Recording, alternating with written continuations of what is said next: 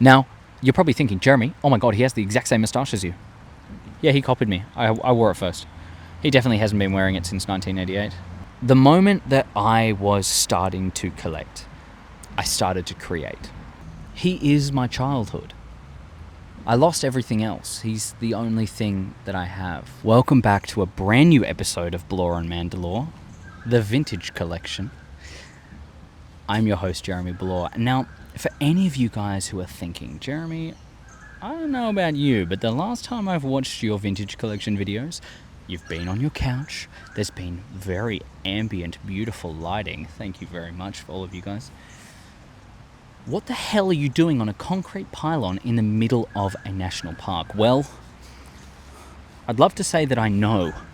I actually just kept on walking through here, and then I had my mind set on this spot to film. Now, what could you break that down to? You could say, Jeremy, you're a fucking idiot. Why are you walking through a forest and then just deciding to unpack your laptop and so on and film? Now, obviously, I knew I was going to film today. But my theme for this week is creativity, imagination. It's something that I feel like has been lost for so many people that I've really only just started to gain recently by starting this channel. I've got a little bit of a theory that kids, when they turn 18, they lose that little special part of them, the imagination side. They have to grow old, pay bills, pay rent, mortgage a house, buy things for their significant other, you name it. They've got reasons to stop thinking and just start doing. And a lot of the time they lose that special creativity really only kids have. Now, when I graduated all of school, I was 17 years old. I always used to think to myself, well, I've got one more year to act like an idiot, and then I'll kick in. I'll start being an adult at 18. Plus, then I've got an advancement on everyone because I'm having fun, all right? And that year came up, and I never really thought about it. I just stayed the same. I was always very creative. I always went through that. I wanted to be an actor. I wanted to be a director and all that kind of stuff. And then I was forced down a track that a lot of people have been, and that is getting a proper job and doing a uni degree that I never wanted to do. I was forced into doing a uni degree, and honestly, I've regretted it ever since. That was the point that I can tell you I lost every ounce of imagination, every bit of creativity, who I thought I was, this, crazy guy who everyone goes, you're so good with kids because you are a kid. Yeah. I lost that. I lost who that was. And I tried to think back recently, for creativity being the theme. It's like, what was the point that you hit that you realized that you had lost it? Well, I thought about a figurine that I had when I was a child. Now, when I was a kid, I used to carry around this little Indiana Jones figurine. I just got it like a couple of weeks before. I was obsessed, massive Indiana Jones fan, all right? He's the coolest dude ever. And I would carry around this guy with me, and I'd just quote Indiana Jones all around the place. Now, my cousin, he got obsessed with Indiana Jones because I kept on quoting it like a badass. And he goes, well, I have multiple figurines here. I'd be willing to do a trade for your Indiana Jones. Now, in my head, I was like, come on. You're not going to take my Indiana Jones. But then the goddamn salesman that he is, he sold me to get rid of my bloody favorite figurine. And he gave me this G.I. Joe Army Man. And I was like, I got home and my mum's like, what the hell happened to your Indiana Jones? And I was like, well, Zach kind of traded it with me. And she's like, what the fuck? Why would you do that? It's your favorite. Well, I got this guy. It's a 1988 Leonard G.I. Joe Army Man figurine. that just honestly compared to compared to the Kenner Indiana Jones, it was absolutely nothing. Like it was shit. The paint job was crap. I mean, it's an 80s toy. It was around 12 years before I was. But that was really the source of my creativity. It was attached to my hip. Literally never left my side. I took it overseas. I took it all around Australia. Everywhere I went, even school, I took that figurine. I learned to love it. And I became obsessed with it. I do have a little bit of sadness that comes with it though. When I was 11 years old, my house burnt down. Now that's not necessarily sad for me now. It was before, but it's not anymore. It was a long time ago. I'm 24 years old. And I lost everything. I lost it all. I had a backpack, I had my teddy bear, and I had my army man figurine. Now you're probably thinking, Jeremy, you're looking down. Well, when I was in that house fire, I started thinking, well, what's the most important stuff to me that I need to take right now?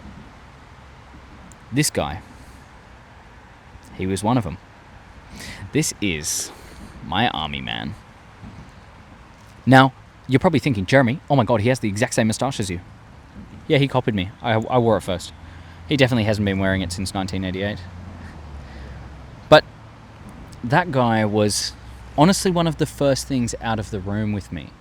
House engulfing in flames. You can't see anything around you except for thick plumes of smoke. Explosions, blah, blah, blah, blah, blah. And my mind was fixated on saving my army man. Yes, I got my dogs out of there and so on. That was fine. But this guy meant a lot to me. Why? Because I've always been obsessed with scale. I've loved the 3.75 inch figurines for as long as I know. Because they're so small, but they are perfectly proportioned to look like they are the right size in this super giant world that we live in. Like I'm taking care of this little child that's running around. I love it. I've always loved it. It's made me obsessed with scale. I've always wanted to create a movie where we are the smaller people. Like, you know that Matt Damon movie? How it's like they all shrink themselves. I think it's Downsizing. Well, I didn't have that idea. But I meant more like giants, and you're that little guy. And I love being the little guy, like the David taking on Goliath, for any of you who know the Bible. But this guy did a lot for me when it comes to my creativity. He made me obsessed with the army, obsessed with creating. I wanted to always put him into different positions all around the place. I'd be crawling around and I'd be making sure he crawled right after me and so on. He never left my side until I got a little older and I was dumb. I was dumb. I was really dumb. I left him somewhere. I lost him. I could not find him for the fucking life of me. I could not find him. I was like, where the hell is this army man? I searched and searched and searched. I went through random crazes where I'm like, is he okay? Is he okay? I'm bloody 16 years old at the time, going through high school. I'm talking to women. I have my first girlfriend, Tia, don't listen to that. I have my first girlfriend. And I'm worried about a little action figure that I had when I was a kid. Well, he is my childhood. I lost everything else. He's the only thing that I have, other than memories, that is tangible. He is who I was. And it's really important to me. And a year ago, less than a year ago, I went to my dad's, and he's just moved into this awesome place, right? It's in Wallabada. You should go see him. He's a settler. But my dad, he's a hoarder. If you've seen his place, he has a lot of things. And he was like, hey, buddy, go check through that box over there, see if you want anything. If not, I'll throw it out. I had my school diary. I had a couple of pieces of paperwork. I had like a sign. And then I had this guy. My army man. I don't know how many times I've told that story to friends and family. I'm forever grateful for my dad to be able to keep that. This is not a sign to say, hey guys, go be a hoarder. But it's pretty special. For me, at least. It instantly went into my collection. There's all of these Star Wars toys, all of these amazing figurines that I will obsess over all the time. But then you've got him. You've got my army man. And I love him. I love him, love him, love him. I always have, always will. So on that side of creativity, you're probably thinking, Jeremy, you've spent what? Like, probably, I don't have a watch on me. Probably I'm like 10 minutes in right now and you're thinking, what the hell? When are you going to get to the vintage collection? Well, this is my sign for you guys to start collecting. Maybe even you don't have to collect, right? Check it out. Look at what they have to offer. See what excites you. I was never really wanting to collect any figurines. I'd started spending my money. Finally, I started making some money. I started spending my money when I was a lot older than I should have. And then, I bought a lightsaber. The lightsaber I use as my microphone. Bought a Mando helmet, a Darth Vader helmet. I bought all of these Mando things. Mando obsessed. And then I had all this Lego and I was like, I wonder, it would be so good having a bigger version of the Lego. Oh my God, it would be so good having my Army Man size figurine. So I went through JB Hi-Fi and EB Games and I saw the vintage collection. Now, the very first one that I saw was at JB Hi-Fi and it was the Incinerator Trooper. Now, this is the white Stormtrooper that has the red face paint going down, kind of spans across, and it was the deluxe model. Now, the deluxe model had flames shooting at Grogu, and Grogu had his arms up like this, and he was shielding from the flames. It was fucking cool. There's also planes going ahead. Apologies for that. But it was fucking cool. I loved it. I absolutely loved it. And I was like, oh my God, I need to get that. I never did. This is me being like, oh my God, no, I've spent too much money. Okay, no, I need to stop, right? Calm yourself down. That figurine went out and I never saw it again. I regret it. I regret it. But then I saw a Mandalorian and I was like, oh my God, the Mandalorian.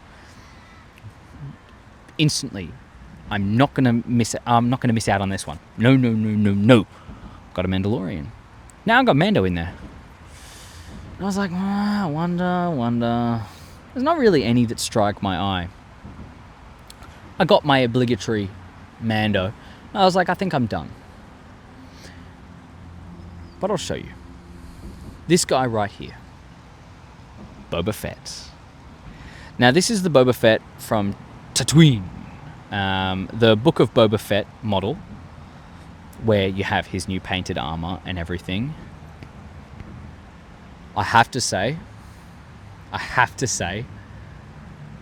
that got me back into it. Well, got me into it in general. That's why I wanted to bring it here. Because it doesn't matter exactly what it is that brought you in, that made you into the fan that you are, the collector that you are. You've just got to see the source of what it was. Now, for me, I'd never seen Boba Fett anywhere near this cool. Now, this guy, I love. I've talked about this in a previous video. I love the color scheme. I love the outfit. All of everything that they have done here to be able to create this Boba Fett has tickled my fancy. And it's just, for me, it is really one of my favorite figurines. I think I got very caught up in the moment. And it's definitely I think it's in my top 2, to be fair. It's the first one that I wanted to articulate. It's the first one that I wanted to put in different positions around the house and take random photos of it and, send photos to my girlfriend and show other people. I had them around the house. I had them in the kitchen. I just had them in these precarious locations that they shouldn't be. Like the toys are slowly invading. And with that, it sparked. My creativity sparked again. This figurine and the many that came after it sparked my love for figurines.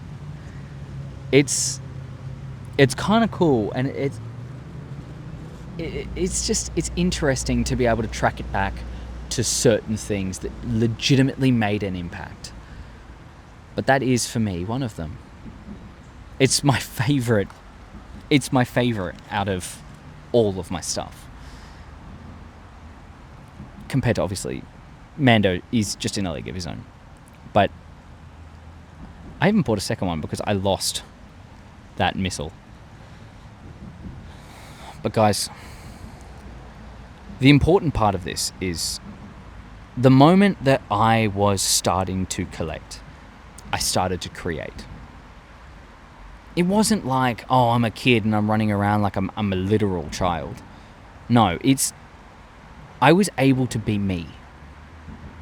Maybe the vintage collection is not going to be for you. Maybe it's not going to be your favorite thing and your cup of tea.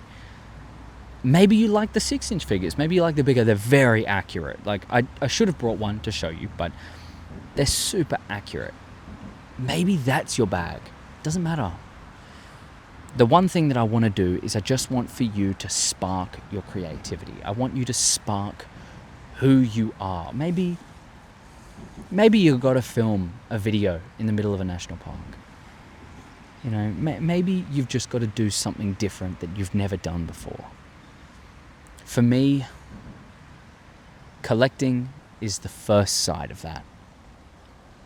I've now been doing a little bit of toy photography, not anything crazy. Little bit of toy photography. I get to use them in videos. I get to talk about them with friends, and even sometimes friends come over and they play with it under very strict supervision. No one's allowed to move it. I get so annoyed at my roommates when they fuck around with them. But everyone kind of has fun. It's funny. You see when all of these people mock you for your figurines, right? People go, Jeremy, that's a fucking figurine. Are you a child? All right. 10 minutes later, I see them still fucking around with it, being like, oh, you're a child, nah, nah, nah. But they're playing with it, and they're having a good time. And they've put them in different positions, and they've seen them. Honestly, it gets to the end, and they just go, it's actually, this one's kind of cool. This one's my favorite out of all of them, you know? And it's like, I'm glad. I'm glad you got to have that same experience that I did. So, from the army man to the Boba Fett, no matter what it is that you choose to collect, please just do one thing for me. Be creative. Be the person that everyone else has tried to suppress. You can do whatever you want to do.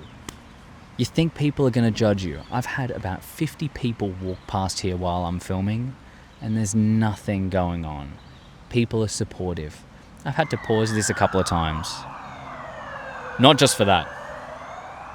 I've had to pause this a couple of times because I've had all these people being like, hey, how are you? Oh, you're filming what for? People are supportive when you love what you do. So be you. Be the person that I know you want to be, and just be creative. So, from Blore and Mandalore, I want to say thank you. Thank you for fueling my creativity. Thank you for creating this journey for me, and for following along while I just do all of this stupid shit. I appreciate you. And more than anything, I love you all. But especially you, my beautiful girlfriend. Have a good one. Peace out.